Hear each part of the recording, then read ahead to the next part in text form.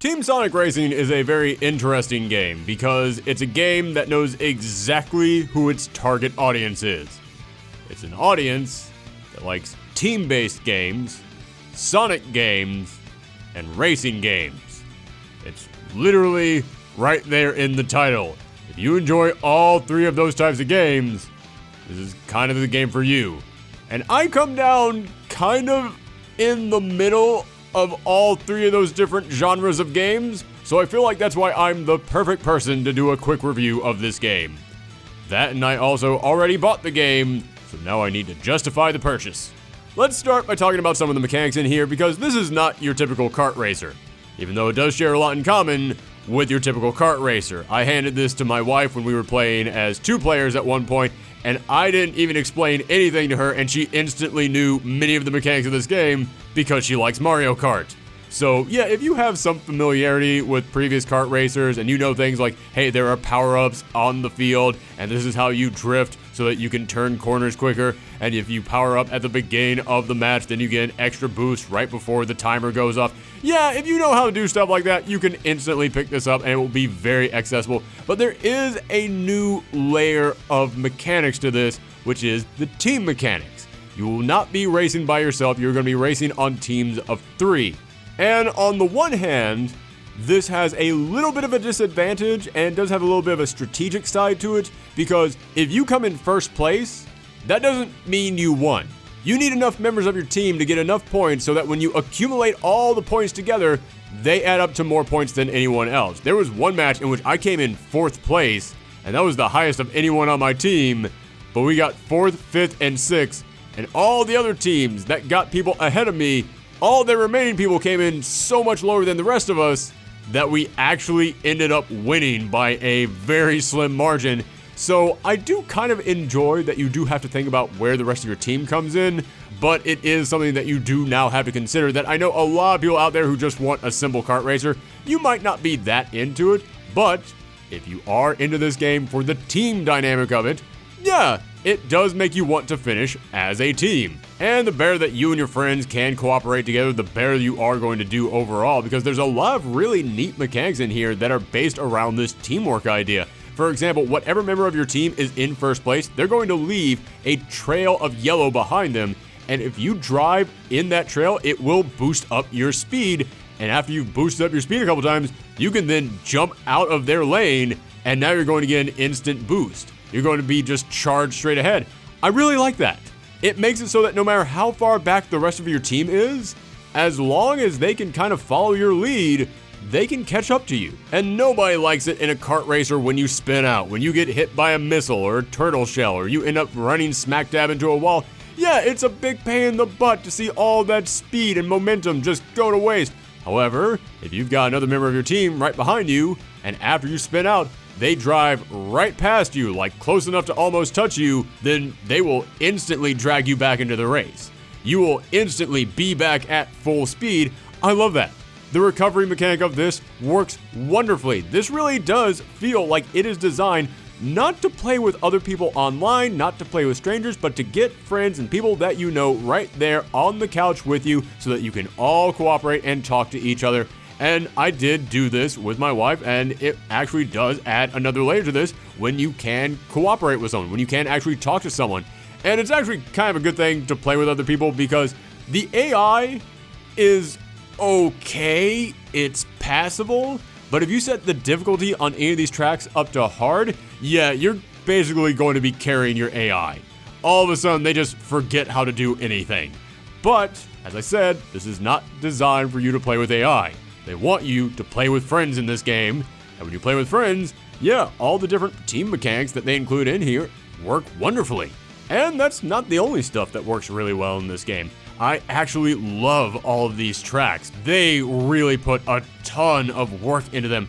And yes, I know that some of them are basically just copy and pasted from previous Sonic racing games, but they still did a huge buff up on the graphics.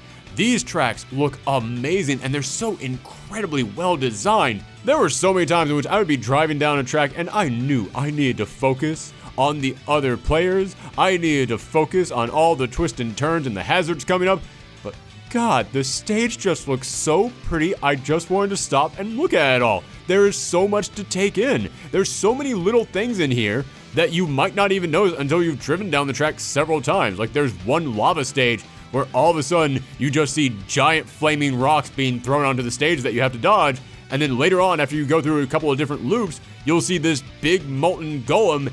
And as you approach it, he's throwing those giant rocks in the direction that you just were. I didn't even notice that that's what he was doing until about the 5th time I went down this track. I love little tiny touches like that. It gives every single one of these tracks life. It doesn't feel like they phoned in any part of the tracks. It feels like they really did put time and effort into them. Also, I like all the little interactions that the characters have. Like I said, this game, it is designed for Sonic fans. If you cannot stand Sonic the Hedgehog, it does not matter how much you love kart racers, you're not going to be able to get past that. You are not going to be able to look beyond the fact that this is a Sonic game, because every single time that one character smashes into another character or ends up spaying them out or uses some kind of an ability on them, they're going to say something about. So there is dialogue being thrown around at all times, and that's nothing that extraordinary until you consider every single character has a piece of dialogue for whatever it is that they did to every other character in there. If Amy ends up spinning out Sonic, she will say something specific to Sonic. If Knuckles does something to the Chows, he's going to say something to the Chows. It might be a little thing, but it's the little things that make games special. It's the little things that can impress me and make me go, oh wow, they actually thought to do that. And yeah, I actually am kind of impressed that they thought to come up with dialogue for every single character in here to say to every other character in here. However, there are some places where it does feel like they cut some corners in here. For example, the roster size. There's only 15 characters in here, and yeah, I know that I should judge this as its own thing, but when I think about some of the kart racing competitors out there and how they will just bring in every possible character that they can think of, yeah, it's kind of disappointing. I mean, I'm not the biggest Sonic fan out there, but even I can think of a couple of other characters that they didn't use in this game. It almost feels like they left some characters out on purpose in order for them to be DLC.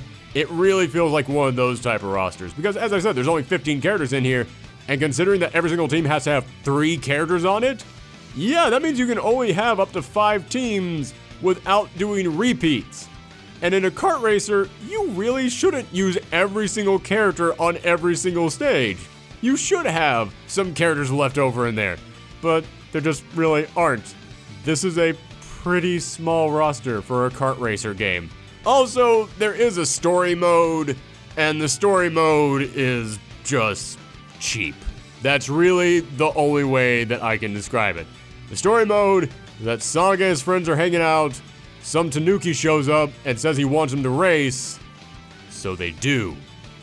And then Eggman tries to take advantage of it, and then you have to stop Eggman by racing Eggman. Yeah, this is not really Shakespeare. This is simple even by simple video game kart racer storyline standards. And the presentation doesn't help with that, because it's not like there's any cutscenes in here. It's literally just the character's cardboard cutout slides into place, and make a little bit of dialogue, and then you go into the next race. I understand that the story mode isn't here to tell some big epic quest, it's here just to be an excuse to introduce you to each of the tracks. But still, if you're gonna put something in here, I don't know, you could have tried a little bit harder than this. Honestly, there's no real point to playing through that story mode. If you just want to go in there and start racing, just go in there and start racing. There's nothing that you'll get from that. There's also a new gameplay mechanic that sounds great in theory. It sounds like a wonderful salute to the Sonic series and an imaginative way to spice up the gameplay in here. But in actual practice, I ran into a couple problems with it. What I'm talking about is that every single track has rings throughout them, and that makes sense because it's a Sonic game and you need to collect rings. However, the rings actually do something in here. The more rings you have, the higher your max speed can be. And when I first heard that, I thought, that sounds brilliant. That's a great thing to do with the rings. It makes you actually want to go out of your way to collect these rings because they serve a very important function in these races. However, as I played the game, I began to realize if I'm neck and neck with like 5 other players, we're all going to be scrambling for those rings. We're each going to be struggling to get 1 or 2 rings whenever we see a group of them coming up. But if you are ahead of the pack and you're not surrounded by anyone else, because, I don't know, let's say you're in first place, then you have free reign to just grab as many rings as you want, which will increase your speed, putting you further ahead, making it harder for anyone behind you to actually catch up with you. And what that ends up doing is it basically creates this the rich get richer and the quick get quicker style of racing. Now, there are projectiles that you can get in this game that can send little missiles directly at whoever's in first place, or there are rockets that you can take aim with and hope to try and hit whoever is in front of you. So there are ways to try and catch up, and when you spin out, you do lose all your rings, and it can feel devastating when you're going that fast and then all of a sudden you lose everything. But if you are a decent distance away from everyone behind you, you can get hit, lose all your rings, spin out, and then still have enough time to recover and grab all the other rings in front of you without anyone else catching up to you, and now you're automatically going faster than everyone else again. Again, it's a great idea, but I did run into problems with it in execution. Also, this one's not really a positive, but it's not really a negative either. It's this new upgrade system they have in which you can customize the car by getting little loot boxes. And it's pretty easy to get the loot boxes, so it does feel rewarding to open them all up. It doesn't feel like, oh god, I gotta play this thing forever in order to be able to make any progress. No, I actually unlocked a ton of stuff just by playing through that story mode and just by doing a couple of simple races. It's not like it's anything that's going to take you that long to unlock, but if it's not going to take you that long to unlock anything, and this is stuff that actually feels like it can help to customize your gameplay experience, in other words, provide you with more stuff to do in the game, I really kind of wish that they had just given it to you. I really wish that all the different upgrade mechanics for every single one of the cards wasn't something that you had to unlock. I wish it was just there. There are other things that you can unlock in this game, like different paint jobs, or you can unlock different sounds for your horn, little tiny cosmetic things like that. That feels like a nice thing to unlock as you play through the game, but the stuff that lets you actually customize how you drive, I wish that had been in there from the start. So I started playing through this game, and I got about a third of the way through the story mode, and I was enjoying it somewhat. It wasn't blowing my mind, but it's not like I was growing at. It was a thing to do, and I thought it was fine. But then I thought, you know what, I need to play through this more before I can actually do a review on it. So I kept coming back to it, and then all of a sudden I stopped and I realized I'm not coming back to this thing anymore to review it. I've got all the footage I need. I'm actually just enjoying this now. Once you get used to all the different team mechanics, once you get used to the speed of this game, because yeah, that's another thing that you have to get used to. This isn't Mario Kart. This is Sonic. And Sonic's gotta go fast. I was actually stunned at how quick these cars were moving at times. But once I got used to all that, yeah, I actually started to really enjoy the kart racing in here. And as I said, I like Sonic a decent amount, but it's nothing that I really get excited about. But I've gotta admit, whenever one of those classic Sonic tracks would come in here with a big remix, or whenever you activated Ultimate Power and that character's specific theme song would start playing, yeah, it actually felt really cool. It brought back some nostalgia. I really did enjoy it. So I thought to myself, okay, it's a kart racing game, and the kart racing is actually pretty fun, so it did what it needed to do, mission accomplished on that front, but it still feels kind of cheap. It feels like they could have put more stuff in here, but what is in here, for the most part, is pretty good. Like I said, there is stuff like the story mode that does feel like they kind of skipped out on. They didn't really put in there as much effort as they could have, and there could have been more characters, but the music's great, the tracks are great, it looks really darn good. So I was going to give this like a 7 out of 10. But then I remembered, oh right, this is not a full price game.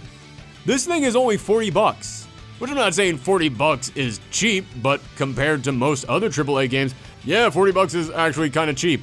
So considering the fact that this is not a full price game, I can't really judge it like a full price game. Like I said, I wish there had been more characters in here, but this is only $40. And yeah, I wish that the story mode had looked better, but this is only $40.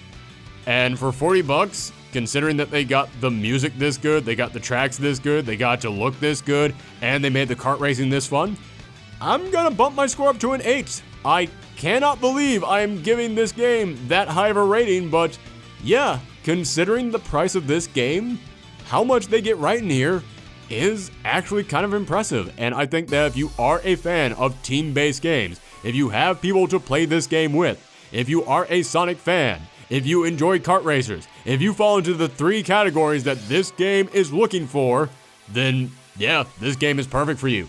This is exactly what you want to play. So yeah, I'm going to stick with an 8 out of 10.